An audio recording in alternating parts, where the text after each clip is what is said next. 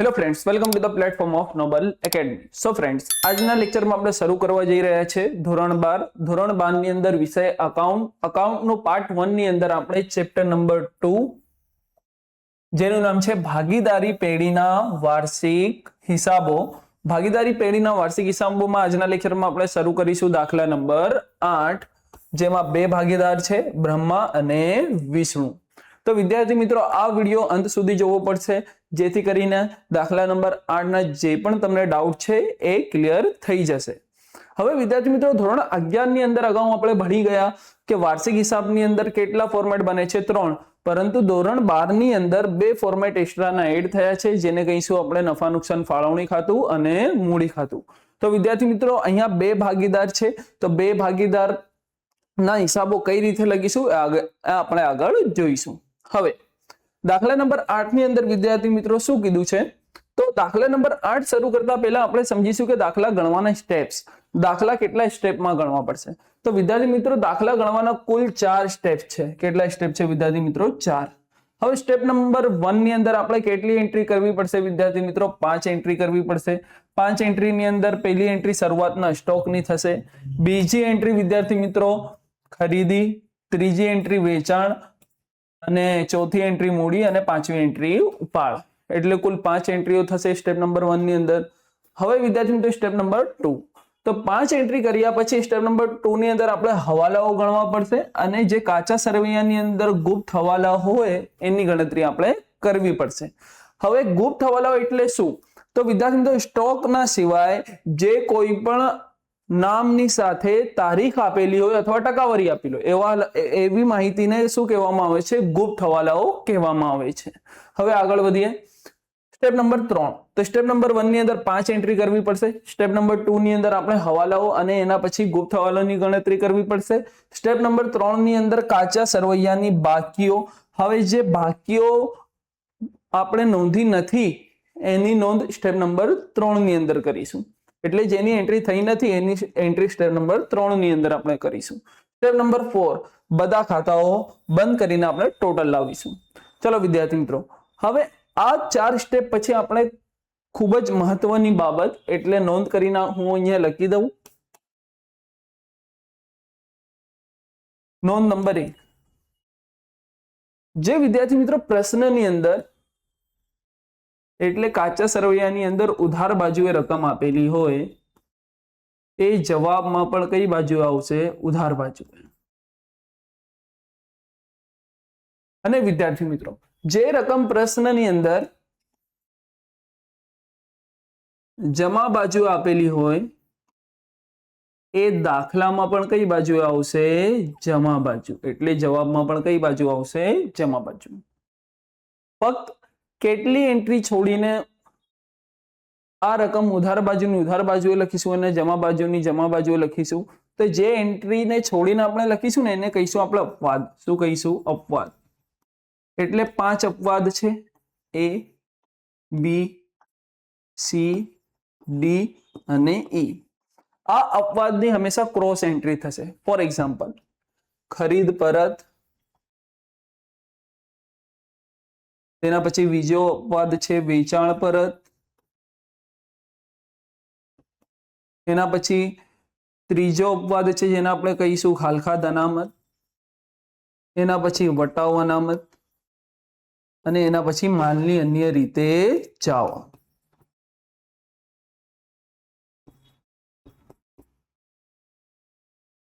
વિદ્યાર્થી મિત્રો, ખરીદી ઉધાર થાય છે તો ખરીદ પરતની રકમ આપણે જમા બાજુ આપેલી હશે, તો આપણે શું કરીશું? ખરીદ પરત ખરીદીમાં ઉધાર બાજુએ રકમ શું કરીશું? બાદ કરીશું. એટલે ખરીદ પરતની રકમ જમા બાજુ આપેલી હોય તો આપણે કઈ બાજુએ લખવાની હોય? ઉધાર બાજુ. તેને શું કહીશું આપણે? અપવાદ. એટલે આ 5 એન્ટ્રીની ક્રોસ ઇફેક્ટ થશે. ક્રોસ ઇફેક્ટ એટલે કાચા સરવૈયાની આ 5 માંથી કોઈ પણ એન્ટ્રીની રકમ જમા બાજુ આપેલી હોય તો એમાં આપણે જવાબમાં ઉધાર બાજુએ લખવી પડશે, અને પ્રશ્નની અંદર આ 5 માંથી કોઈ પણ એન્ટ્રી ઉધાર બાજુ આપેલી હોય તો આપણે જમા બાજુએ લખવી પડશે. જેમ કે વેચાણ પરત ઉધાર બાજુએ રકમ આપેલી હશે તો આપણે જવાબની અંદર એટલે વેપાર ખાતાની અંદર જમા બાજુએ વેચાણમાંથી શું કરીશું? બાદ કરીશું. આ 5 એન્ટ્રીના સિવાય વિદ્યાર્થી મિત્રો જે કંઈ પણ એન્ટ્રી આપણને આપેલી હશે એને પ્રશ્નમાં ઉધાર બાજુ આપેલી હોય તો ઉધાર બાજુએ લખીશું, અને પ્રશ્નની અંદર જમા બાજુ આપેલી હોય તો જવાબમાં આપણે કઈ બાજુએ લખીશું? જમા બાજુએ. તો વિદ્યાર્થી મિત્રો દાખલા ગણવાના સ્ટેપ્સ અને નોંધ તમને સમજણ પડી હશે.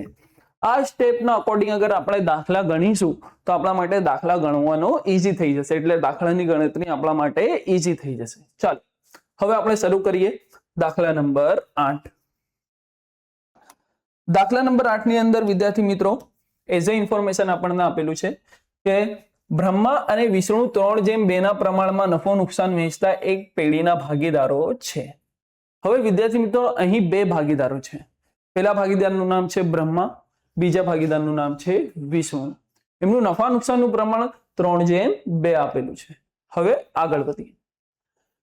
તારીખ 31/3/2017 ના રોજનું નીચે આપેલું સરવૈયું અને હવાલો પરથી પેઢીના વાર્ષિક હિસાબો તૈયાર કરો. હવે વિદ્યાર્થી મિત્રો નીચે આપણને કાચા સરવૈયાની માહિતી આપેલી છે અને બીજી કઈ માહિતી આપણને દાખલાની અંદર આપેલી છે? હવાલાઓની. તો આ કાચા સરવૈયા અને હવાલાઓની માહિતી ઉપરથી આપણે શું ગણીશું? વાર્ષિક હિસાબો, એટલે વર્ષના આખા હિસાબો લખવા પડશે. તો વિદ્યાર્થી મિત્રો કાચા સરવૈયાની અંદર સૌપ્રથમ આપણે જે ગુપ્ત હવાલાઓ છે એને આપણે ટીક કરી લઈશું. તો જે ગુપ્ત હવાલો હોય તો મેં તમને અગાઉ કીધું કે ગુપ્ત હવાલો કઈ રીતે આપણે સમજી શકીએ? તો સ્ટોકના અલાવા, સ્ટોકના સિવાય જે કોઈ પણ શબ્દ સાથે તારીખ કે ટકાવારી આપેલી હોય એને શું કહીશું આપણે? ગુપ્ત હવાલો. તો અહીં ભાડાપટ્ટાનું મકાન, એની સાથે તારીખ છે 1/4/2016 અને 10 વર્ષ માટે લીધું છે, તો ભાડાપટ્ટાના મકાનનો હવાલો ગુપ્ત હવાલો થશે. અને એના પછી બ્રહ્માની લોન સાથે તારીખ છે એટલે આપણો ગુપ્ત હવાલો થશે. હવે વિદ્યાર્થી મિત્રો સૌ પ્રથમ દાખલા ગણવાના સ્ટેપમાં અગાઉ મેં તમને સમજાવ્યું કે દાખલા ગણવાના કુલ કેટલા સ્ટેપ છે? 4. Step number 1. સ્ટેપ નંબર 1 ની અંદર કેટલી એન્ટ્રીઓ થશે? 5.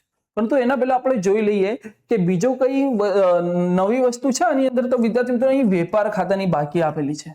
તો વિદ્યાર્થી મિત્રો જ્યારે પણ વેપાર ખાતાની બાકી આપેલી હોય ત્યારે મોસ્ટ ઓફ દાખલાની અંદર વેપાર ખાતું બનાવવાનું થતું નથી, અને જ્યાં બાકી આપેલી હોય અને વેપાર ખાતાને લગતો હવાલો આપ્યો હોય ત્યારે જ વેપાર ખાતું બનાવવું. અધરવાઇઝ વેપાર ખાતાની બાકી આપેલી હોય અને એના લગતો હવાલો ન આપ્યો હોય તો આ દાખલા નંબર 8 ની અંદર વેપાર ખાતાને લગતો એક પણ હવાલો નથી, તો આપણને વેપાર ખાતાને બનાવવાની જરૂર નથી. હવે પ્રશ્ન એ થશે કે સર વેપાર ખાતાની બાકી કઈ બાજુએ લખાશે? તો વિદ્યાર્થી મિત્રો વેપાર ખાતાની બાકી જે છે એ જમા બાજુની રકમ છે. તો જમા બાજુની રકમને આપણે કહીશું કાચો નફો, અને એ કાચો નફો નફા નુકસાન ખાતાની કઈ બાજુએ લખીશું આપણે? જમા બાજુ. એટલે કે વિદ્યાર્થી મિત્રો પ્રશ્ન નંબર 8 ની અંદર આપણને વેપાર ખાતા બનાવવાની કોઈ પણ જરૂર નથી. તો ફક્ત કયા કયા ખાતાઓ બનાવવા પડશે? તો વિદ્યાર્થી મિત્રો આપણે નફા નુકસાન ખાતું બનાવીશું.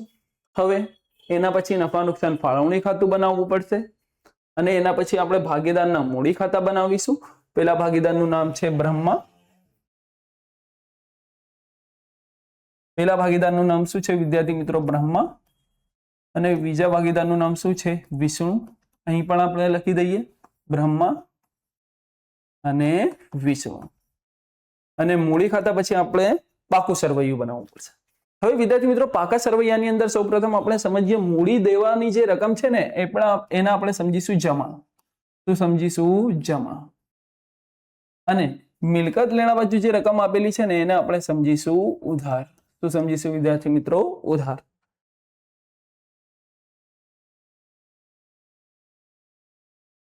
અહીંયા એક્ઝામની અંદર તમે મૂડી દેવાની બાજુમાં જમા અને મિલકત લેવાની બાજુમાં ઉધાર લખવાની કઈ જરૂર નથી, પરંતુ દાખલો આપણા માટે ગણવાનો ઈઝી થઈ જાય, દાખલાની ગણતરી આપણા માટે ઈઝી થઈ જાય એટલા માટે મૂડી દેવાને શું સમજીશું આપણે? જમા. અને મિલકત લેણાને શું સમજીશું આપણે? ઉધાર. ચાલો હવે વિદ્યાર્થી મિત્રો દાખલાની ગણતરી આપણે શરૂ કરીએ. તો દાખલાની ગણતરીની અંદર સૌપ્રથમ વિદ્યાર્થી મિત્રો સ્ટેપ નંબર 1 ની અંદર કેટલી એન્ટ્રી થશે? 5. પહેલી એન્ટ્રી શરૂઆતનો સ્ટોક, બીજી એન્ટ્રી ખરીદી, ત્રીજી એન્ટ્રી વેચાણ. તો આ 3 એન્ટ્રીમાંથી એક પણ એન્ટ્રી આપણને દાખલાની કાચા સરવૈયાની અંદર આપેલી નથી. હવે વધી કેટલી એન્ટ્રી? 2. મૂડી અને ઉપાડ. તો વિદ્યાર્થી મિત્રો મૂડીની રકમ તમને જમા બાજુ જોવા મળશે. બ્રહ્માની મૂડી કેટલી છે? 55,000. અને વિષ્ણુની મૂડી કેટલી છે વિદ્યાર્થી મિત્રો? અહીં 45,000. તો મૂડીની જે બાકી છે એ મૂડી ખાતામાં લખવી પડશે, અને જ્યાં બાજુ રકમ આપેલી છે ત્યાં બાજુ આપણે લખવી પડશે. તો કઈ બાજુએ રકમ આપેલી છે? જમા બાકી. તો મૂડી ખાતામાં પણ કઈ બાજુએ રકમ આવશે? જમા બાજુએ. તો અહીં લખી દઈશું આપણે શરૂઆતની મૂડી છે એટલે કોના વડે દર્શાવાય? બાકી આગળ લાવ્યા તરીકે દર્શાવાય. બ્રહ્માની મૂડી અને વિષ્ણુની મૂડી. તો વિદ્યાર્થી મિત્રો બ્રહ્માની મૂડી કેટલી છે? 55,000 અને વિષ્ણુની મૂડી કેટલી છે? 45,000. તો અહીં આપણે લખી દઈએ 55,000 અને વિષ્ણુની મૂડી કેટલી? 45,000. હવે મૂડી પછી વિદ્યાર્થી મિત્રો આપણે ઉપાડની ગણતરી કરીશું. તો મૂડી ખાતાની જમા બાજુ આપણે પ્લસ સમજીશું અને ઉધાર બાજુએ માઇનસ. તો વિદ્યાર્થી મિત્રો ભાગીદાર પોતાના અંગત વપરાશ માટે કોઈ પણ ચીજ વસ્તુ લઈ જાય ધંધામાંથી, રોકડ મિલકત કે માલ લઈ જાય એને શું કહેવામાં આવે છે? ઉપાડ. તો ઉપાડથી માઇનસ થશે રકમ અને માઇનસ થશે તો મૂડી ખાતાની કઈ બાજુ આવશે? ઉધાર બાજુ આવશે, ઉપાડ ખાતે. હવે બ્રહ્મામાં રકમ લખીશું અને વિષ્ણુમાં. તો અહીં બ્રહ્માનો ઉપાડ વિદ્યાર્થી મિત્રો 5,000 છે અને વિષ્ણુનો ઉપાડ પણ કેટલો છે? 5,000. તો અહીં લખી દઈએ આપણે 5,000 અને વિષ્ણુમાં પણ કેટલો લખી દઈએ આપણે? 5,000. તો વિદ્યાર્થી મિત્રો સ્ટેપ નંબર 1 ની એન્ટ્રી આઈ હોપ તમને સમજણ પડી હશે. સ્ટેપ નંબર 1 ની એન્ટ્રીમાં તમને કન્ફ્યુઝન થયો નથી, હું એમ સમજીશ. હવે સ્ટેપ નંબર 2. સ્ટેપ નંબર 2 ની અંદર વિદ્યાર્થી મિત્રો હવાલાઓ ગણવા અને ગુપ્ત હવાલાઓ. તો સૌપ્રથમ આપણે હવાલાઓની ગણતરી કરીશું. તો હવાલાની અંદર વિદ્યાર્થી મિત્રો સૌપ્રથમ આપણે શરૂ કરીશું હવાલા નંબર 1. તો હવાલા નંબર 1 માં શું કઈ માહિતી આપેલી છે વિદ્યાર્થી મિત્રો? તો અહીં કીધું છે મશીનરી પર 6% અને ફર્નિચર ફિક્સચર્સ પર 20% લેખે ઘસારો ગણવો.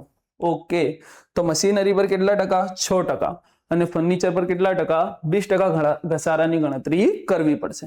તો સૌપ્રથમ વિદ્યાર્થી મિત્રો મશીનરી ઉપર હવાલો આપ્યો છે તો મશીનરીની સૌપ્રથમ આપણે કિંમત ક્યાં જોવી પડશે? કાચા સરવૈયાની અંદર.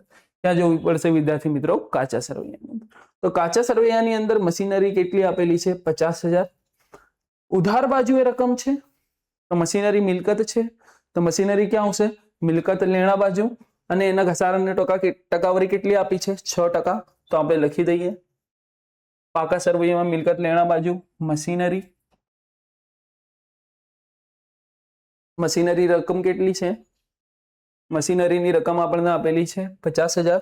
તો અહીં લખી દઈએ 50,000. એમાંથી ઘસારાની રકમ શું થશે? માઇનસ. ઘસારો હવાલામાં આપ્યો હતો એટલે હ કરીને આપણે દર્શાવીશું. હવે કેટલા ટકા આપણે ઘસારો માઇનસ કરવો છે? તો 6% ઘસારાની રકમ આપણે માઇનસ કરવી પડશે. તો 50,000 ના 6% તો 5 6 30 એટલે કેટલી રકમ બાદ કરવી પડશે? 3,000. 3,000 બાદ કરીએ તો અહીં કેટલી રકમ વધશે? 47,000. હવે વિદ્યાર્થી મિત્રો મશીનરીની જે રકમ છે આપણે કાચા સરવૈયામાંથી લખી. ક્યાંથી લખી? કાચા સરવૈયામાંથી. તો કાચા સરવૈયાની કેટલી એન્ટ્રી થશે? 1. અને જે હવાલામાં ઘસારો આપ્યો હતો તો હવાલાઓની કેટલી એન્ટ્રી થશે વિદ્યાર્થી મિત્રો? 2 એન્ટ્રી થશે. કેટલી એન્ટ્રી થશે? 2. તો પહેલી એન્ટ્રી થઈ ગઈ, મશીનરીમાંથી બાદ કરી દીધું. હવે મશીનરી આપણી મિલકત છે વિદ્યાર્થી મિત્રો. મિલકતમાં ઘસારાના કારણે શું થયું? ઘટાડો. તો મિલકતમાં ઘટાડો થયો તો આપણા માટે ફાયદો થયો કે નુકસાન થયું? નુકસાન થયું. તો ઘસારો એક પ્રકારનો ખર્ચ છે તો નફા નુકસાન ખાતાની કઈ બાજુ આવશે? ઉધાર બાજુ આવશે. મશીનરી પર ઘસારો. તો અહીં કેટલી રકમ લખીશું વિદ્યાર્થી મિત્રો? 3,000. હવે મશીનરી પછી ફર્નિચર. તો ફર્નિચર ઉપર વિદ્યાર્થી મિત્રો કેટલા ટકાવારી ઘસારો ગણવો પડશે વિદ્યાર્થી મિત્રો? 20%. તો ફર્નિચરની રકમ અહીં જોઈ લઈએ આપણે. સૌપ્રથમ ફર્નિચર ફિક્સચર્સ કેટલી રકમ આપેલી છે? 5,000 અને એના ઘસારાની ટકાવારી કેટલી છે? 20%. તો અહીં લખી લઈએ આપણે ફર્નિચર મિલકત છે એટલે મિલકત લેણા બાજુ આવશે. ફર્નિચરની રકમ છે 5,000 અને એમાં ઘસારો બાદ થશે. હવાલાનો છે એટલે કેટલી અસર થશે? 2. કેટલા ટકા ગણતરી? 20%. તો 5 દુ 10 તો કેટલી રકમ મળશે? 1,000. તો અહીં બહાર લખી દઈએ આપણે 4,000. તો વિદ્યાર્થી મિત્રો ઘસારાની ગણતરી કઈ રીતે કરવી? તમારા પાસે કેલ્ક્યુલેટર હોય ને તો 5,000 ગુણ્યા જેટલી ટકા ઘસારો હોય તો ગુણાકાર 20% ઘસારો હોય તો 20 અને એના પછી ટકાવારીની નિશાની આપણે દબાવવી પડશે. તો કેટલી રકમ મળશે? 1,000. હવે હવાલાની બીજી અસર, મિલકતમાં ઘટાડો થયો એટલા માટે આપણા માટે શું થયું? ખર્ચ. હવે વિદ્યાર્થી મિત્રો એક પોઈન્ટ આપણે સમજી લઈએ. જ્યાં પણ આપણા માટે મિલકતમાં ઘટાડો થાય ને કાં તો ખર્ચ થશે કાં તો નુકસાન થશે. બેમાંથી એક વસ્તુ થશે. તો તો કોઈ પણ બેમાંથી કોઈ પણ એક વસ્તુ થાય ને તો નફા નુકસાનની કઈ બાજુ એન્ટ્રી કરવાની? ઉધાર બાજુ. તો ઉધાર બાજુ આપણે લખીશું ફર્નિચરનો ઘસારો.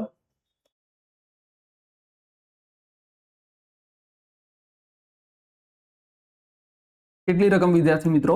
1000. હવે હવાલા નંબર 1 પછી વિદ્યાર્થી મિત્રો આપણે ગણીશું હવાલા નંબર 2. સોરી, અહીં આપણે ફાળવણી બાજુ એન્ટ્રી કરી દીધી, નફા નુકસાનની ઉધાર બાજુ કરી દઈએ આપણે. મશીનરી પર ઘસારો અને ફર્નિચર પર ઘસારો.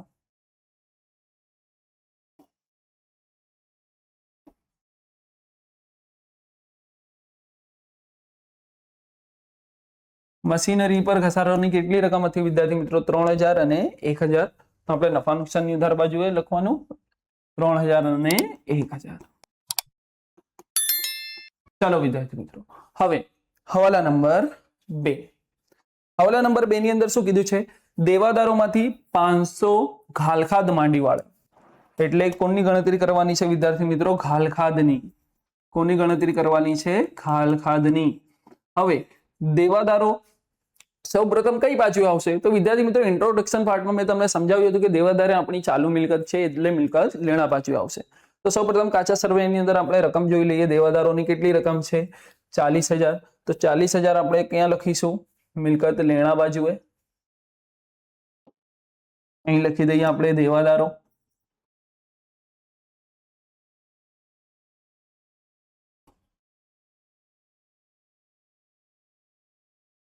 હવે દેવાદારોની રકમ કેટલી છે વિદ્યાર્થી મિત્રો? ફરી જોઈ લઈએ આપણે. દેવાદારોની 40000 રકમ છે, એમાં ઘાલખાદ કેટલી છે? 500.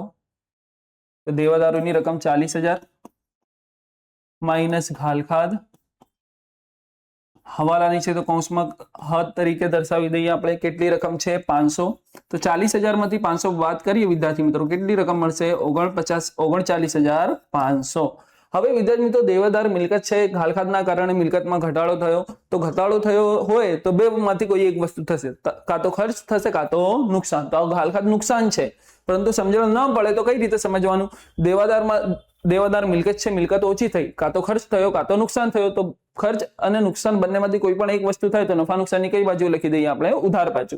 હવે ઘાલખાદનો એક ફોર્મેટ આવે છે, એ ફોર્મેટ આપણે ઇન્ટ્રોડક્શનમાં અગાઉ મેં તમને સમજાવ્યું હતું. એમાં શું હતું? ઘાલખાદ. તેના નીચે પણ આપણે શું લખીશું? ઘાલખાદ, પછી ઘાલખાદ અનામત અને માઇનસ ઘાલખાદ અનામત. નીચે નિશાની માઇનસ અને ઉપરની બધી નિશાની પ્લસ. હવે વિદ્યાર્થી મિત્રો ઉપર નીચે કાચા સરવૈયાની ઘાલખાદ અને ઘાલખાદ અનામત આવશે, અને વચ્ચે બે જે ઘાલખાદ અને ઘાલખાદ અનામત છે ને એ હવાલાની લખવી પડશે. શાની લખવી પડશે? હવાલાની.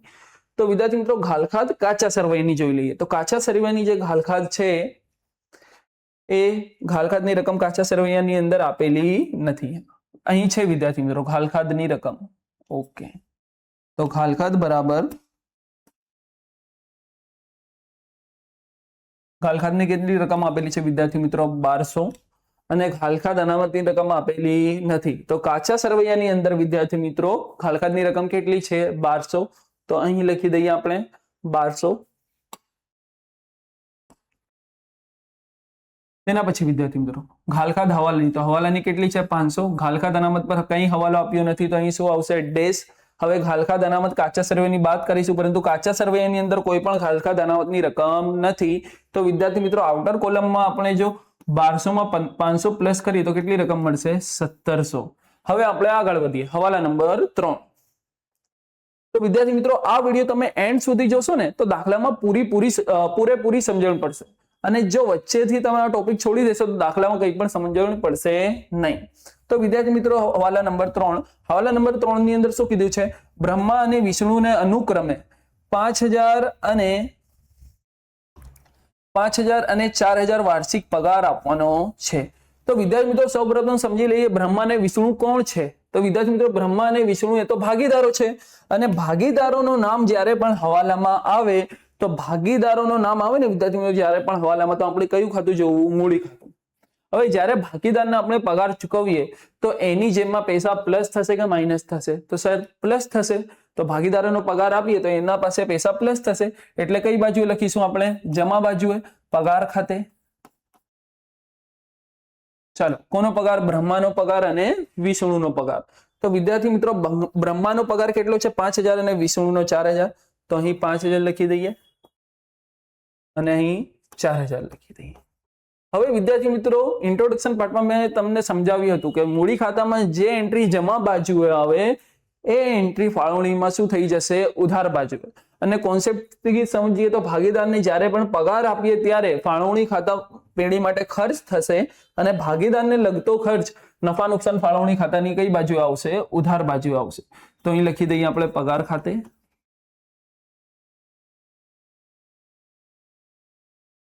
અથવા ભાગીદારનો પગાર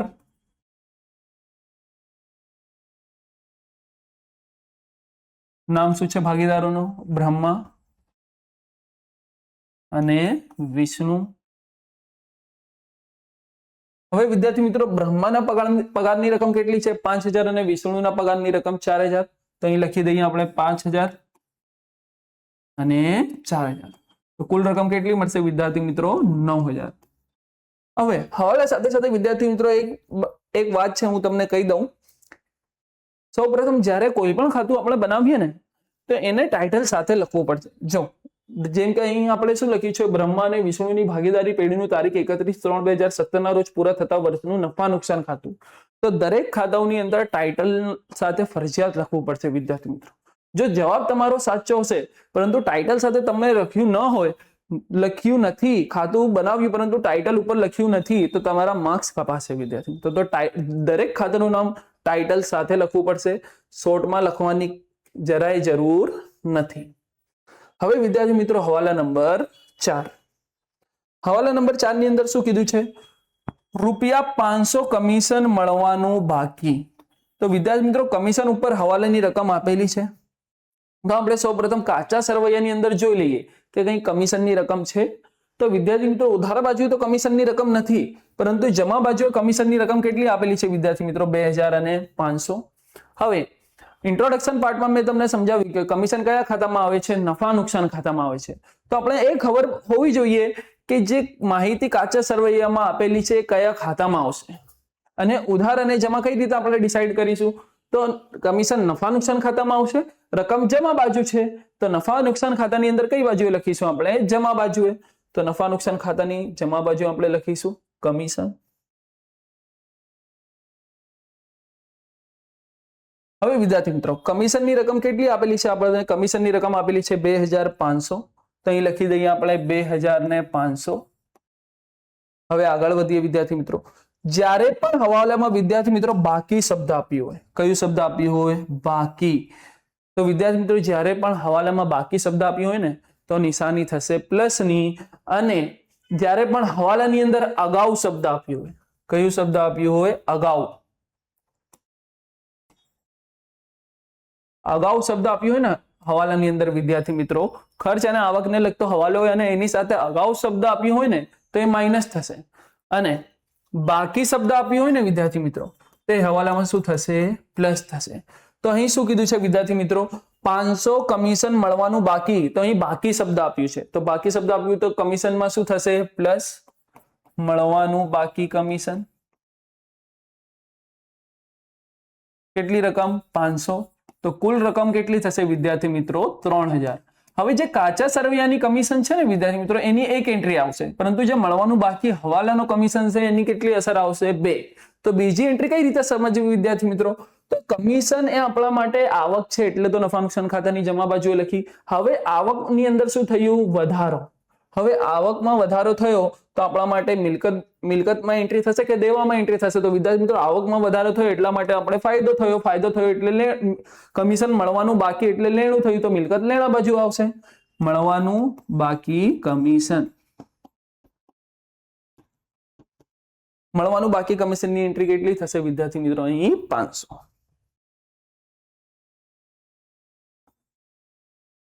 હવે વિદ્યાર્થી મિત્રો આપણે ઇન ડિટેલ સમજવું હોય ને તો આપણે કઈ રીતે સમજીએ કે કમિશનની 2500 રૂપિયા આપણને મળી ગયા, પરંતુ આ વર્ષની અંદર 500 મળવાના બાકી હતા. તો જે મળવાના બાકી હતા એ વર્ષના અંતે આપણે ખાતાઓ બંધ કરીશું તો એમાં આપણે એન્ટ્રી કરીશું તો મળવાનું બાકી આવકમાં શું થશે? પ્લસ. અને બીજી એન્ટ્રી આપણા માટે અત્યારે મળ્યા નથી તો એ લેણું ગણાય, તો બીજી એન્ટ્રી મિલકત લેણા બાજુ આવશે. હવે વિદ્યાર્થી મિત્રો આપણે આગળ વધીએ. હવાલા નંબર 5. હવાલા નંબર 5 ની અંદર શું કીધું છે? પગારના રૂપિયા 3000 ચૂકવવાના બાકી. અહીં પણ વિદ્યાર્થી મિત્રો બાકી શબ્દ આપ્યું છે. તો સૌપ્રથમ પગાર જોઈ લઈએ. કાચા સરવૈયામાં કેટલી રકમ છે પગારની? તો કાચા સરવૈયામાં વિદ્યાર્થી મિત્રો પગારની રકમ છે 7500. તો 7500 એ ઉધાર બાજુએ રકમ છે. તો પગાર નફા નુકસાન ખાતામાં આવશે. રકમ ઉધાર બાજુએ છે તો કઈ બાજુએ લખવાની? ઉધાર બાજુએ પગાર. કેટલી રકમ છે પગારની વિદ્યાર્થી મિત્રો?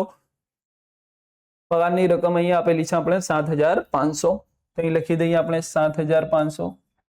બાકી શબ્દ છે તો કઈ નિશાની આવશે? પ્લસની. પ્લસ ચૂકવવાનું બાકી. કેટલું ચૂકવવાનું બાકી છે વિદ્યાર્થી મિત્રો? 3000. તો અહીં લખી દઈએ આપણે 3000. આઉટર કોલમમાં આવશે 10500. હવે પગાર વિદ્યાર્થી મિત્રો નફા નુકસાન ખાતાની ઉધાર બાજુએ છે. તો ઇન્ટ્રોડક્શન પાર્ટમાં મેં તમને સમજાવ્યું હતું કે નફા નુકસાનની ઉધાર બાજુએ ખર્ચ અથવા નુકસાન આપણે લખીએ છીએ. તો ખર્ચ, પગાર આપણો ખર્ચ છે અને ખર્ચમાં વધારો થયો છે. જો અહીં પગાર ખર્ચ છે અને ખર્ચની અંદર પ્લસ એટલે વધારો થયો છે. તો આપણા માટે દેવું ગણાશે વિદ્યાર્થી મિત્રો. તો કઈ બાજુએ લખીશું આપણે? મૂડી દેવા બાજુ. ચૂકવવાનો બાકી પગાર. કેટલી રકમ છે વિદ્યાર્થી મિત્રો? 3000. હવે મોટા ભાગના વિદ્યાર્થી અને વિદ્યાર્થી મિત્રો કન્ફ્યુઝન ક્યાં થાય છે કે સર આપણે રકમ બીજી એન્ટ્રી જે કરીશું હવાલાની એમાં કઈ રકમ લખવાની? 7500, 3000 કે 10500? અહીં 2500 છે, 5000 કે 3000? બીજી એન્ટ્રી શાની થશે? તો વિદ્યાર્થી મિત્રો જ્યાં પણ પ્લસ અને માઇનસ, જે એન્ટ્રી સાથે પ્લસ અથવા માઇનસની નિશાની આપેલી હોય ને એની જ બીજી અસર થશે. એટલે પગાર સાથે તો પ્લસની નિશાની નથી, પરંતુ ચૂકવવાના બાકી ખર્ચા સાથે કઈ નિશાની છે? પ્લસ. તો એની જ બીજી એન્ટ્રી થશે. એટલે 3000 રકમની થશે. અહીં જો કમિશન સાથે પ્લસની નિશાની છે, કોના કઈ રકમ સાથે? 500 સાથે. તો બીજી એન્ટ્રી કોની થશે? 500 ની થશે. ચાલો વિદ્યાર્થી મિત્રો, હવાલાઓની ગણતરી આપણે કરી લીધી. હવે આપણે ગુપ્ત હવાલાઓની ગણતરી કરીશું. તો ગુપ્ત હવાલા નંબર 1, એની અંદર આપેલું છે ભાડા પટ્ટાનું મકાન. કુલ રકમ છે 60000 અને કેટલા વર્ષ માટે વિદ્યાર્થી મિત્રો? 10 વર્ષ માટે. તો અહીં લખી દઈએ વિદ્યાર્થી મિત્રો ભાડા પટ્ટાનું મકાન. મકાનની મિલકત છે એટલે મિલકત લેણા બાજુ આવશે.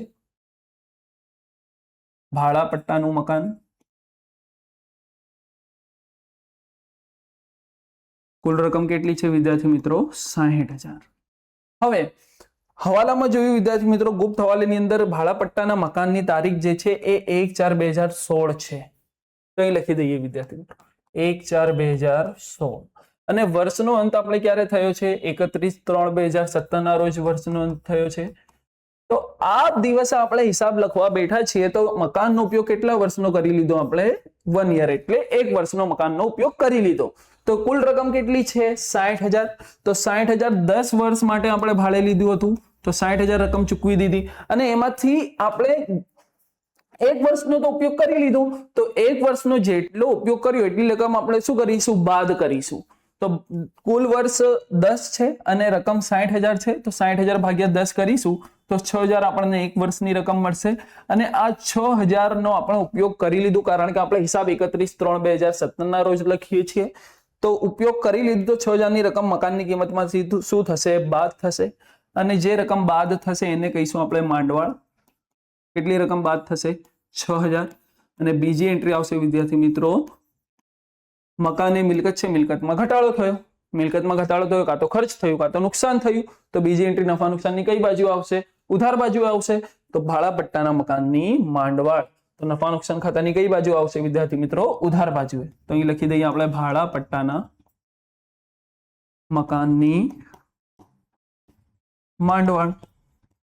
કેટલી રકમ આવશે વિદ્યાર્થી મિત્રો? 6000. હવે વિદ્યાર્થી મિત્રો આપણે સમજીએ ગુપ્ત હવાલા નંબર 2. ગુપ્ત હવાલાની અંદર શું આપ્યું છે? બ્રહ્માની લોન. હવે વિદ્યાર્થી મિત્રો કોઈની પણ પાસે આપણે લોન લઈએ તો એની રકમ ભવિષ્યમાં ચૂકવવાની હોય તો આપણા માટે શું ગણાય? દેવું. દેવું ગણાય તો ક્યાં આવશે? મૂડી દેવા બાજુ. તો મૂડી દેવા બાજુ આપણે લખી દઈએ બ્રહ્માની લોન. લોનની રકમ કેટલી છે વિદ્યાર્થી મિત્રો? અહીં 50000. તો મૂડી દેવા બાજુ લખી દઈએ આપણે બ્રહ્માની લોન. રકમ કેટલી છે વિદ્યાર્થી મિત્રો? 50000. હવે વિદ્યાર્થી મિત્રો લોનની જ્યારે પણ ટકાવારી ન આપેલી હોય ભાગીદાર પાસેથી as a business as a પેઢી આપણે લોન લઈએ તો લોન આપણે લઈશું. મેં તમને અગાઉ કીધું હતું કે ધંધા અને ધંધાનો માલિક અલગ અલગ છે. તો ધંધો ભાગીદાર પાસે લોન લેશે ને વિદ્યાર્થી મિત્રો, અને ટકાવારી ન આપેલી હોય, ટકાવારીનું ઉલ્લેખ ન કર્યો હોય તો કેટલા ટકા ઓછામાં ઓછા વ્યાજની ગણતરી કરવી પડશે? 6%. તો અહીં બ્રહ્મા કોણ છે? ભાગીદાર. ભાગીદાર પાસેથી આપણે જ્યારે પણ લોન લઈએ અને એની ટકાવારી ન આપેલી હોય તો એમાં ઓછામાં ઓછો કેટલા ટકા વ્યાજ ગણવું પડશે? 6% વ્યાજ ગણવું પડશે. તો વિદ્યાર્થી મિત્રો લોનની નીચે લોનનું વ્યાજની એન્ટ્રી આવશે. તો અહીં લખી દઈએ બ્રહ્માની લોનનું વ્યાજ. કુલ લોનની રકમ કેટલી છે વિદ્યાર્થી મિત્રો? 50,000 ગુણ્યા કેટલા ટકા? 6%. હવે લોન ક્યારે લીધી આપણે જોઈશું. તો બ્રહ્મા પાસેથી લોનની જે રકમ છે આપણે વિદ્યાર્થી મિત્રો 7મા મહિના આપણે લોન લીધી બ્રહ્મા પાસેથી. તો 1/7/2016 આપણે લોન લીધી અને આપણું જે નાણાકીય વર્ષ છે એનું અંત ક્યારે આવશે? તો કાચા સરવૈયામાં કઈ તારીખ આપેલી છે? 31/3/2017. તો સૌપ્રથમ 1/7 થી આપણે લોન લીધી તો વ્યાજ પણ 7મા મહિનેથી જ આપવું પડશે. તો 7 થી લઈને આપણે 31/3 સુધીના કેટલા મહિના થશે? તો 7, 8, 9, 10, 11, 12, 1, 2 અને 3. ફરી આપણે ગણી લઈએ વિદ્યાર્થી. 7, 8, 9, 10, 11, 12, એના પછી 1, 2 અને 3. ત્રીજા મહિનાની આખરની તારીખ છે એટલે કુલ કેટલા મહિના થશે વિદ્યાર્થી મિત્રો? 9.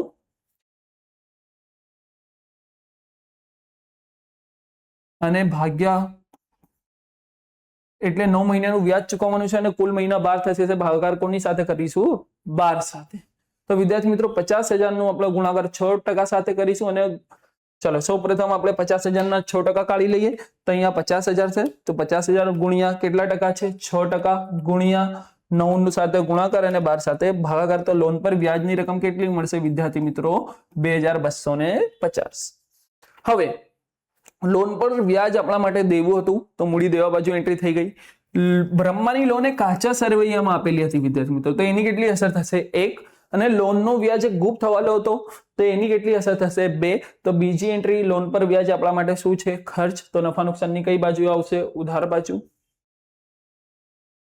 લખી દઈએ આપણે લોનનું વ્યાજ. કેટલી રકમ વિદ્યાર્થી મિત્રો? 2,250. હવે શોર્ટમાં કઈ રીતે સમજીશું વિદ્યાર્થી મિત્રો? તો શોર્ટમાં 3 બાબત તમને યાદ રાખવી પડશે કે મોડીની નીચે મોડીનું વ્યાજ આવે, ઉપાડની નીચે ઉપાડ પર વ્યાજ આવે અને લોનની નીચે લોનનું વ્યાજની ગણતરી કરવાની. ફિનિશ. એના સિવાય બીજું કંઈ કરવાનું નથી. હવે વિદ્યાર્થી મિત્રો આપણે એ સમજી લઈએ કે ધંધો જે લોન છે ને, લોન એ બે વ્યક્તિઓ પાસેથી લે. કાં તો ભાગીદાર પાસેથી લે છે, કાં તો ત્રાહિત પક્ષ એટલે ભાગીદાર સિવાયના વ્યક્તિ પાસેથી લે છે. તો જ્યારે વિદ્યાર્થી મિત્રો ભાગીદાર પાસેથી ધંધો લોન લે તો ટકાવારી અને અહીં લખી દઈએ આપણે ગણતરી. તો ટકાવારી આપેલી હોય તો વ્યાજની ગણતરી થશે અને ટકાવારી ન આપેલી હોય તો પણ વ્યાજની ગણતરી થશે જ્યારે પેઢી કોના પાસેથી લોન લે? ભાગીદાર પાસેથી. પરંતુ ટકાવારી ન આપેલી હોય તો કેટલા ટકા વ્યાજની ગણતરી થશે? 6%. અને વિદ્યાર્થી મિત્રો ત્રાહિત પક્ષ એટલે બેંક દ્વારા કે બીજા કોઈ વ્યક્તિ દ્વારા પેઢી દ્વારા લોન લેવામાં આવે તો તેમાં ટકાવારી આપેલી હોય ને તો જ ગણતરી થશે અને ટકાવારી ન આપેલી હોય તો ગણતરી થશે નહીં.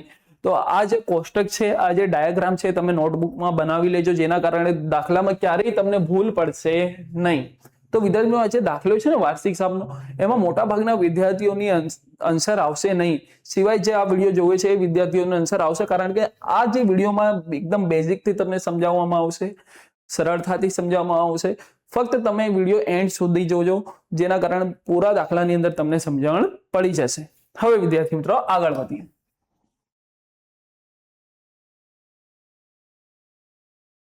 ચાલો, હવાલો પછી આપણે ગુપ્ત હવાલાની ગણતરી કરી લીધી. હવે બીજો કોઈ ગુપ્ત હવાલાની રકમ આપણને આપેલી નથી. તો સ્ટેપ નંબર 1 ની અંદર 5 એન્ટ્રી કરી. સ્ટેપ નંબર 2 ની અંદર આપણે હવાલો ગણ્યો અને ગુપ્ત હવાલો. સ્ટેપ નંબર 3 ની અંદર વિદ્યાર્થી મિત્રો આપણે કાચા સરવાયાની બાકી લખીશું. હવે કાચા સરવાયાની બાકીની અંદર સૌપ્રથમ ઉપાડની એન્ટ્રી થઈ ગઈ, પછી ભાડાપટ્ટાના મકાનની એન્ટ્રી થઈ ગઈ, મશીનરીની એન્ટ્રી થઈ ગઈ. એના પછી આપણે એન્ટ્રી કરીશું આપેલ વટાવ. ઉધાર બાજુ વટાવ નફા નુકસાન ખાતામાં આવે. ઉધાર બાજુએ રકમ છે તો નફા નુકસાન ખાતાની કઈ બાજુ લખીશું? આપણે ઉધાર બાજુએ લખીશું. તો નફા નુકસાન ખાતાની વિદ્યાર્થી મિત્રો ઉધાર બાજુ આપણે લખીશું આપેલ વટાવ. ચાલો હવે આપેલ વટાવની રકમ કેટલી છે વિદ્યાર્થી મિત્રો? અહીં તો આપેલ વટાવની રકમ છે 350. તો અહીં લખી દઈએ આપણે 350. એના પછી વિદ્યાર્થી મિત્રો દેવાદારોની એન્ટ્રી થઈ ગઈ અને એના પછી આપેલું છે જાવક માલ ગાળા ભાડું. કોની રકમ આપેલી છે? જાવક માલ ગાળા ભાડું. હવે જાવક માલ ગાળા ભાડું નફા નુકસાનની ઉધાર બાજુ આવશે અને આવક માલ ગાળા ભાડું વેપાર ખાતાની ઉધાર બાજુ આવશે. તો વિદ્યાર્થી મિત્રો આ જાવક માલ ગાળા ભાડું છે તો નફા નુકસાન ખાતાની કઈ બાજુ આવશે? ઉધાર બાજુ. તો અહીં લખી દઈએ આપણે જાવક માલ ગાળા ભાડું. તમને પૂરું લખવું પડશે, આવી રીતે શોર્ટમાં લખવાની જરૂર નથી. તો ચાલો જાવક માલ ગાળા ભાડાની રકમ કેટલી છે? 1200. તો અહીં લખી દઈએ આપણે 1200. હવે વિદ્યાર્થી મિત્રો એના પછી લેણી હુંડી. તો ગાલખાતની તો એન્ટ્રી થઈ ગઈ.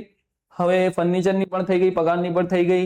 હવે લેણી હુંડી. તો વિદ્યાર્થી મિત્રો જે કંઈ પણ શબ્દ સાથે હુંડી શબ્દ આપ્યો ને એ પાકા સરવૈયામાં આવે. ઉધાર બાજુએ રકમ છે તો લેણી હુંડીની રકમ 20,000 છે. તો પાકા સરવૈયાની અંદર વિદ્યાર્થી મિત્રો ઉધાર બાજુ આપણે કોને સમજીએ છીએ? મિલકત લેણા બાજુ. તો મિલકત લેણા બાજુ લેણી હુંડી કરીને આપણે લખી દઈએ અને લેણી હુંડીની રકમ કેટલી આવશે વિદ્યાર્થી મિત્રો? 20,000 આવશે. કેટલી આવશે? 20,000. હવે આગળ વધીએ. લેણી હુંડી પછી વેપાર ખર્ચ. તો વેપાર ખાતું શબ્દ આપ્યો ને વિદ્યાર્થી મિત્રો તો નફા નુકસાન ખાતાની વેપાર ખાતામાં લખી દઈએ તો પણ ચાલશે, પરંતુ વેપાર ખર્ચ જે છે એ નફા નુકસાન ખાતાની ઉધાર બાજુ આવશે. નફા નુકસાન ખાતાની ઉધાર બાજુ વેપાર ખર્ચ. ચાલો વેપાર ખર્ચની રકમ કેટલી આપેલી છે વિદ્યાર્થી મિત્રો? અહીં 5,900. તો અહીં લખી દઈએ 5,900. એના પછી વિદ્યાર્થી મિત્રો કઈ રકમ આપેલી છે? રોકડ સિલક. તો અહીં રોસી બેસી પાસ મિલે એટલે રોકડ સિલક, બેંક સિલક, પાકા સરવૈયામાં મિલકત લેણા બાજુ કેટલી રકમ છે? 6,000. તો મિલકત લેણા બાજુ લખી દઈએ 6,000. રોકડ સિલક 6,000. રોકડ સિલક એટલે રોકડ એટલે કેશ, સિલક એટલે બેલેન્સ. કેશ બેલેન્સ આપણા માટે મિલકત ગણાય. કેશ જે છે રોકડ જે છે આપણા માટે મિલકત ગણાય એટલે મિલકત લેણા બાજુ. એના પછી આપણે આપ્યું છે આખરનો સ્ટોક. વિદ્યાર્થી મિત્રો કઈ રકમ આવેલી છે? આખરનો સ્ટોક. હવે ખબર કઈ રીતે પડી કે આખરનો સ્ટોક છે? તો વિદ્યાર્થી મિત્રો અહીં તારીખ જો વર્ષના અંતની છે તો એ આખરનો સ્ટોક ગણાય. જ્યારે વર્ષના શરૂઆતની તારીખ આપેલી હોય ને 1 એપ્રિલની તો એ શરૂઆતનો સ્ટોક ગણાય. એટલે તારીખથી આપણે ડિસાઈડ કરી છે આ સ્ટોક આખરનો સ્ટોક છે કે શરૂઆતનો સ્ટોક. તો રકમ કેટલી છે વિદ્યાર્થી મિત્રો? અહીં 73,000. તો આપણે કેટલી રકમ લખી દઈશું? 73,000. તો અહીં આખરના સ્ટોકની અંદર આપણે લખી દીધું 73,000. હવે વિદ્યાર્થી મિત્રો જમા બાકી લખીએ. હવે જમા બાકી જે છે એ જમા બાજુ આવશે. દરેક ખાતાની જમા બાજુ આવશે. તો સૌપ્રથમ મૂડી ખાતાની એન્ટ્રી થઈ ગઈ, બ્રહ્માની લોનની એન્ટ્રી થઈ ગઈ. મળેલ વટાવ. તો વટાવ એ નફા નુકસાન ખાતામાં આવે. જમા બાજુ રકમ છે તો કઈ બાજુ લખવાની? જમા બાજુએ. તો નફા નુકસાન ખાતાની જમા બાજુ આપણે લખી દીધું મળેલ વટાવ. મળેલ વટાવની રકમ કેટલી છે વિદ્યાર્થી મિત્રો? તો અહીં મળેલ વટાવની રકમ છે 400. એના પછી વિદ્યાર્થી મિત્રો લેણદારો. તો લેણદાર એ પાકા સરવૈયામાં આવે. જમા બાજુએ રકમ છે તો પાકા સરવૈયામાં જમા બાકી આપણે કોને સમજીએ છીએ? મૂડી દેવાને. તો અહીં લખી દઈએ લેણદારો. અને વિદ્યાર્થી મિત્રો લેણદારોની કેટલી રકમ આપેલી છે અહીં? તો વિદ્યાર્થી મિત્રો તમે જોઈ શકો છો લેણદારોની રકમ છે 25,000. તો આપણે કેટલી રકમ લખવી પડશે? 25,000 રકમ લખવી પડશે. એના પછી વિદ્યાર્થી મિત્રો દેવી કમિશનની એન્ટ્રી થઈ ગઈ. દેવી હુંડી. દેવી હુંડી, દેવી એટલે દેવાના, હુંડી એટલે બિલ. તો ભવિષ્યમાં પૈસા દેવા પડશે આપણને તો મૂડી દેવા બાજુ લખીશું. જો ન સમજણ પડે ને વિદ્યાર્થી મિત્રો તો હુંડી શબ્દ આવે ને એ પાકા સરવૈયામાં આવે અને જમા બાજુની રકમ જે હોય તો એ પાકા સરવૈયાની અંદર કઈ બાજુએ લખીશું આપણે?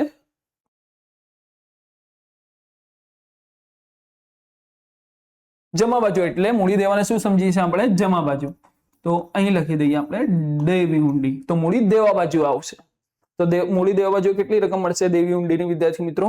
તો મૂડી દેવા બાજુ દેવી હુંડીની રકમ મળશે 5,000. તો અહીં લખી દઈએ આપણે 5,000.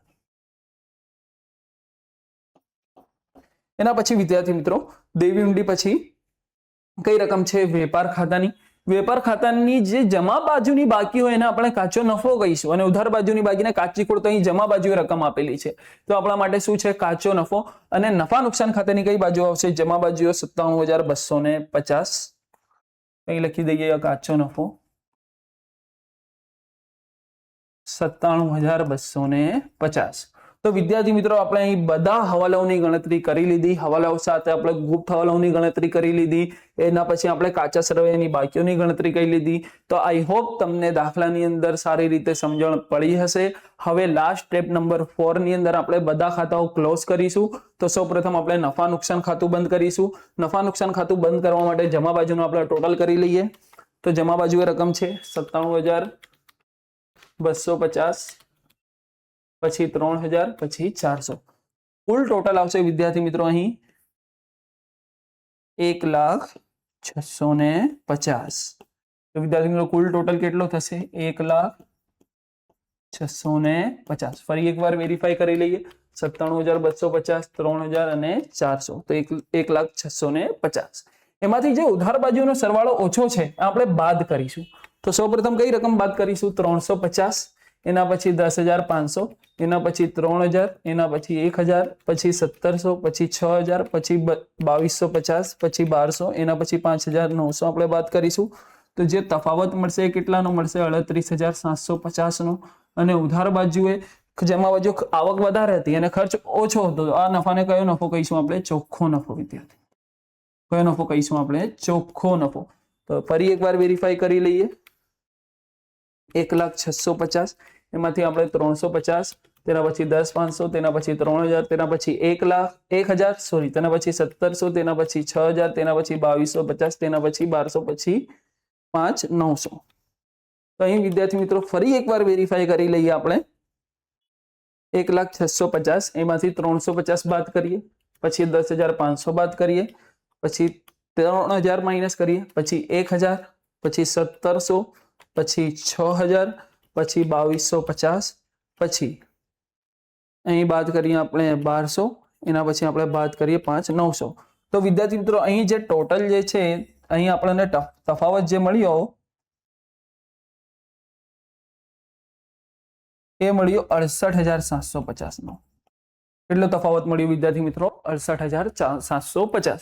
હવે અહીં નફો ઉધાર છે તો આ જવાબ આપણે ફાળવણીમાં લઈ જશે. તો ફાળવણીની અંદર કાચો નફાની રકમ શું થશે? જમા. કારણ કે આવક ગણાય એટલા માટે. કેટલી રકમ મળશે? 68,750. વિદ્યાર્થી મિત્રો અહીં જમા બાજુનો ટોટલ વધારે છે તો બંને બાજુએ લખી દઈશું. અને જે બાજુનો ટોટલ ઓછો છે એટલે ઉધાર બાજુ, તો ઉધાર બાજુની રકમ આપણે બાદ કરીશું. બાદ કરી દઈએ આપણે 9,000. તો કેટલી રકમ મળશે વિદ્યાર્થી મિત્રો? 59,750. આ જે નફો મળ્યો ને તો આ નફાની વહેંચણી આપણે કરીશું. તો નફા નુકસાન ફાળવણીની અંદર નફાની વહેંચણી કરીશું તો આ નફાને આપણે કઈ રીતે દર્શાવીશું? વહેંચણી પાત્ર નફો. કઈ રીતે દર્શાવીશું? વહેંચણી પાત્ર નફો. અને નફાની જે વહેંચણી છે એ ભાગીદારો વચ્ચે નફા નુકસાનના પ્રમાણમાં થશે. તો નફા નુકસાનનું પ્રમાણ કેટલું આપ્યું છે? 3:2. તો કયા પ્રમાણમાં વિદ્યાર્થી મિત્રો વહેંચણી થશે? 3:2 ના પ્રમાણમાં. તો જે 59,750 ની જે વહેંચણી છે એ બ્રહ્મા અને વિષ્ણુ વચ્ચે કયા પ્રમાણમાં થશે? 3:2. તો રકમ છે આપણી પાસે 59,750. એમાં બ્રહ્માનું પ્રમાણ કેટલું છે? 3 ભાગ્યા કુલ પ્રમાણ કેટલું છે? 3 ને 2 5. તો અહીંયા બ્રહ્માના ભાગની રકમ આપણને મળી જશે. તો ગુણ્યા 59,750 ગુણ્યા 3 ભાગ્યા 5. તો બ્રહ્માના ભાગની રકમ મળશે અહીં 35,850. તેના પછી વિદ્યાર્થી મિત્રો વિષ્ણુ. તો વિષ્ણુની રકમ કઈ રીતે મળશે? તો કુલ નફાની રકમ કેટલી છે? 59,750 ગુણ્યા વિષ્ણુનો ભાગ કેટલું છે? 2 અને કુલ ભાગ કેટલું છે? 5. તો અહીં લખી દઈએ 59,750 ગુણ્યા 2 ભાગ્યા 5. તો અહીં રકમ મળશે 23,900. તો વિદ્યાર્થી મિત્રો ફાળવણી સુધી તમને સમજણ પડી હશે. હવે ફાળવણીમાં ઉધાર બાજુએ રકમ છે તો મૂડી ખાતામાં કઈ બાજુએ રકમ આવશે? જમા બાજુએ. કારણ કે નફાના કારણે મૂડી ખાતામાં પ્લસ થશે. તો અહીં લખી દઈએ વહેંચણી પાત્ર નફો. ચાલો વહેંચણી પાત્ર નફાની અંદર સૌપ્રથમ 35,850 અને 23,900. તો અહીં લખી દઈએ 35,850 અને 23,900. હવે વિદ્યાર્થી મિત્રો અહીં આપણે સૌ પ્રથમ પેલા ભાગીદારનું નામ છે બ્રહ્મા, તો બ્રહ્માનું ટોટલ કરીને બ્રહ્માની બાકી કાઢવી પડશે. તો જે આખંડની બાકી હોય ને એને બાકી આગળ લઈ ગયા તરીકે દર્શાવાય. કઈ રીતે દર્શાવે વિદ્યાર્થી મિત્રો? બાકી આગળ લઈ ગયા. તો સૌપ્રથમ આપણે અહીં બ્રહ્માનું ટોટલ કરીશું. તો બ્રહ્માની અંદર પહેલા 55,000, પછી 5,000, પછી 35,850. તો કેટલી રકમ મળશે વિદ્યાર્થી મિત્રો? 95,850. તો અહીં પણ આપણે લખી દઈએ 95,850. એમાં ઉધાર બાકી એટલે 5,000 ઉપર બાદ કરવું પડશે. તો અહીં રકમ મળશે 90,850. હવે બ્રહ્મા પછી વિદ્યાર્થી મિત્રો વિષ્ણુ. તો વિષ્ણુની રકમ કેટલી છે? તો જમા બાજુનો ટોટલ વધારે છે તો એ રકમ આપણે લખીશું. તો 45,000 વિદ્યાર્થી મિત્રો, એના પછી 4,000, એના પછી 23,900. તો અહીં રકમ કેટલી મળશે? 72,900.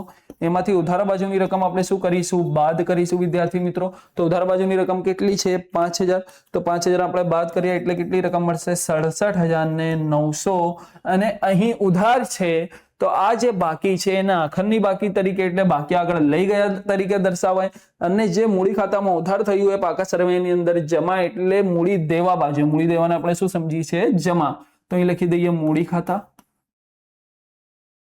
પેલા ભાગીદારનું નામ છે બ્રહ્મા, બીજા ભાગીદારનું નામ છે વિષ્ણુ. તો બ્રહ્માનું મૂડી ખાતું વિદ્યાર્થી મિત્રો અહીં જોઈ લઈએ કેટલી રકમ છે? 90,850. તો અહીં લખી દઈએ 90,850. વિષ્ણુની અંદર વિદ્યાર્થી મિત્રો આપણે લખી દઈએ 67,900. અહીં લખી દઈએ આપણે 67,900. તો અહીં આપણે 90,850 વત્તા 67,900. તો કુલ જે આઉટર કોલમમાં રકમ મળશે એ મળશે 1,58,750. અને બધી એન્ટ્રી થઈ ગયા પછી આપણે મૂડી દેવા અને મિલકત લેવાનું સરવાળો કરીશું, જેમાં left hand side is equal to right hand side. એટલે બંને બાજુનો સરવાળો કેવો આવવો જોઈએ? એક સરખો આપણને મળવો જોઈએ. તો ચાલો આપણે હવે પ્લસ કરીએ. તો 1,58,750 માં આપણે ઉમેરીશું 50,000. તો અહીં લખી દઈએ 50,000. એના પછી 2,250, એના પછી 3,000, એના પછી 25,000, એના પછી 5,000. તો અહીં રકમ મળશે 2,44,000. હવે વિદ્યાર્થી મિત્રો આપણે મૂડી દેવા મિલકત લેણાનું ટોટલ કરી લઈએ. જો બંને બાજુનો સરવાળો પાકા સરવાળાની અંદર એક સરખો હોય તો આપણો જે દાખલાનો જવાબ છે એ કરેક્ટ છે. તો ચાલો આપણે સરવાળો કરી લઈએ. તો 47,000 વત્તા 4,000 વત્તા 54,000 વત્તા 39,500 વત્તા 6,000 વત્તા 500 વત્તા 20,000 વત્તા 73,000. તો એ રકમ કેટલી મળશે વિદ્યાર્થી મિત્રો? 2,44,000.